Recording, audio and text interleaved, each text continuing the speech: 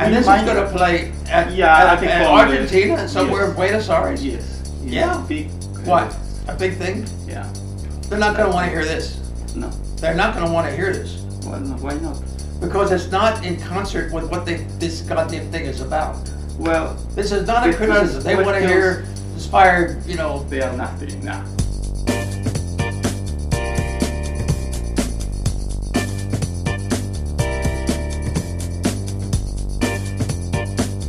But what I'm saying is we of that era in print journalism had names, pride. We wrote with distinction. We were not covering what everybody else was covering. We weren't writing what everybody else was writing.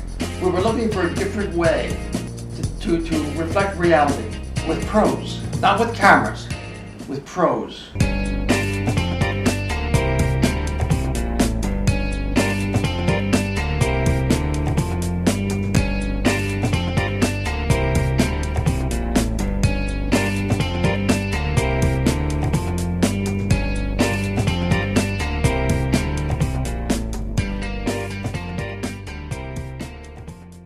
If you ever become a reporter, and I hope you will, he said, remember, you must be there and don't use the telephone. Now, the telephone in the 1950s was like the new technology.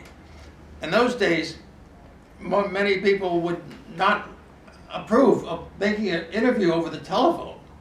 This is the way it was in the mid-20th century American journalism. And I took this to heart. And he said, you must show up. Part of journalism is showing up. Just go there, see people, look in their eyes. Don't believe what they tell you. First thing they tell you, don't believe it. Ask them this question the second time, third time, fourth time. I never did and I never will. The reason I don't is because I don't want to hear what comes out of people's mouth and goes on a tape recorder. Because what goes on a tape recorder too often becomes the official version of the answer. The official versions. It's what people say. It's recorded. It's part of verbatim. You can't deny it because it's on tape. But it's not what people think. It's what people say. First thing comes out of their mind. But that's not the best thing that comes out of their mind. The best thing that comes out of their mind, I have to think about it. And so what I am as a reporter is, number one, very patient, slow-moving, deliberate. And when I ask a question and I get an answer, I don't accept that. I want to know, what do you mean by this? What do you mean by this? Maybe you're not giving full vent to the full feeling. I go over it. I start a dialogue. This takes time. This takes time. This takes time. And people think, in journal, we don't have time. We're on deadline. We have to. That's an excuse. You do have time. More time than they think they have. I say to journalists, don't read anything having to do with journalism. Read the great writers. Read the Russian writers, the French writers, Spanish writers. God, there's enough of them. Read the fiction writers, or the poets, or essayists. Read literary people. Do not read journalists, especially now. They've lost literary pretension totally. I don't want to make a whole criticism of journalism today. But I also want to tell you, as a very senior citizen of journalism, that I'm worried about the profession, which lost, I believe, some of the pride and stature that when I was coming up, I recognized and identified with. Journalism today is even hard to know who's a journalist. Mm-hmm. You have so many people going around with smartphones and cameras and a kind of credential about their career in journalism as a blogger or whatever. And they are really interested in creating news, creating situations that are visual, that are going to get attention. In my profession, I was always told, we do not want attention to the reporter. We don't make news, we cover news.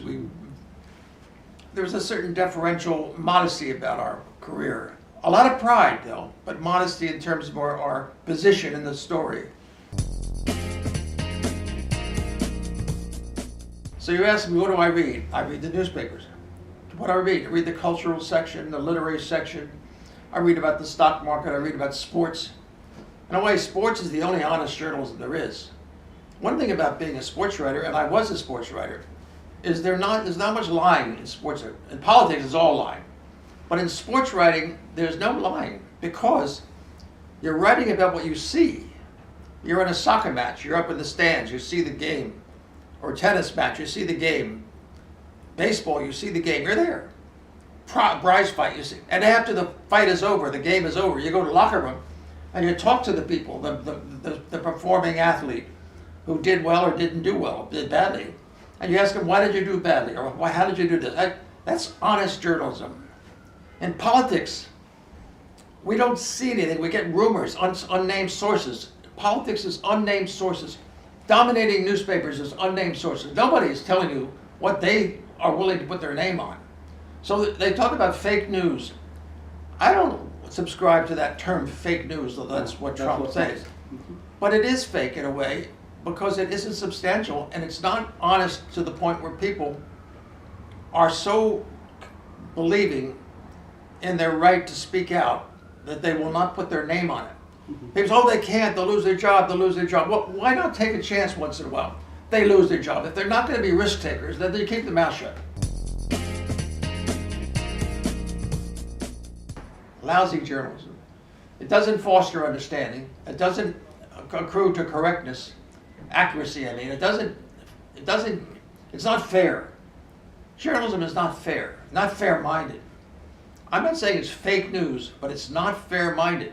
Journalism today is looking for people to do something disgusting, naughty, incorrect, and they nail it. It's like a target practice, that's what it is.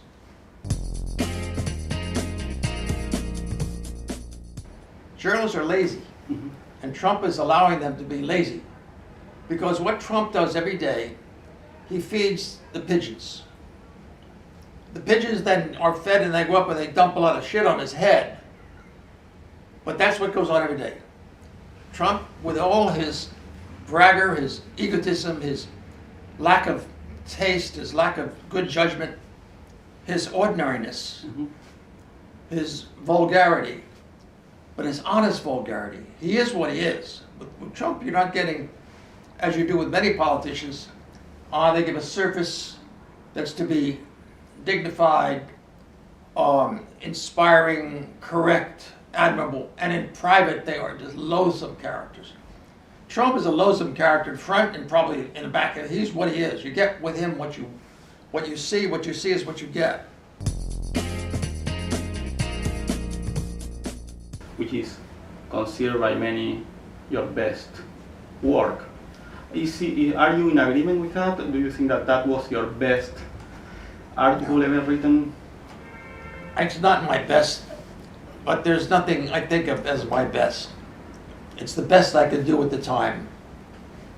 I've written, I don't want to sound lacking in modesty, but I've probably written about 300 major articles over a 50-year period for New Yorker magazine, Esquire magazine, Saturday Post magazine, New York Times Sunday magazine, many magazines. And I never wrote a magazine piece or a newspaper article, and certainly not a book. I never produced something and submitted it to my editor without me telling myself, this is the best I can do. This is the best I can do. Maybe it's not the best that Gabriel Garcia Marquez can do, but it's the best I can do. So I went out there. It turned out that I was told it was an easy story because Sinatra was going to talk to me. But when I arrived in Los Angeles, it was a different story. Sinatra had a cold. Sinatra was not feeling good about other things. Beside the cold, he had mental problems with journalism, really. He was angry at CBS. CBS, he heard, were out to do him in, to do a documentary about him being in the mafia or having mafia friends. And this was very, very disturbing to him. And I happened to go out at the wrong time. So he wasn't available. And I don't want to go through the whole thing. But I spent 33 days, a month, a little more than a month. He wouldn't talk to me in the way I thought we were going to do it, which I didn't care because I talked about a lot of other people. And that was really my strength anyway. I enjoy talking to nobodies. I enjoy making stories out of people that no one else would write about. I enjoy giving to readers subject matter that were it not for me to give that, they wouldn't even know about the subject. I like doing discovery, because that's what fiction writers do. That's what novelists do. That's what short story writers. They give you they give you word pictures of people you never heard of and no one ever heard of because they come out of the imagination of the writer. I wasn't imagining anything, but I wanted to give to my reader somebody that no one would have written about if I didn't write about them. I wanted to create characters but not change the name. This is what I thought I was doing.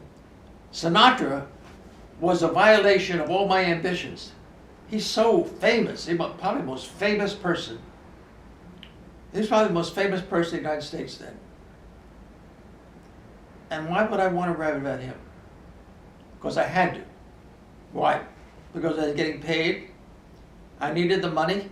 I had a daughter and I had a wife and I had expenses. So when I found out he didn't want to talk to me, at first I thought, great.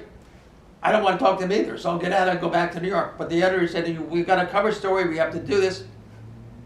So I talked to everybody else, and that's all. So I wrote that piece. It was published. People liked it, but people liked the one I did, the obituary writer. I think the piece became famous, perhaps, because for journalists, it represented an example of what you can do when someone doesn't talk to you.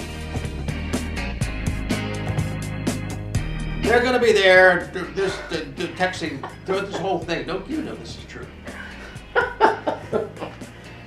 Put it in there. Yes, definitely put that in there. And these guys are, well, they're not going to listen to us. They're going to be doing this. They're going to do it. So, that's good. So you put it in there. You going to put it in there? Yeah. Let's go. Yeah, it's true. Well, I'm not in charge of the editing. Oh, I'm just moral support. But you have a picture of me doing that, don't you? Yeah. You know. No, you're some film. Don't worry.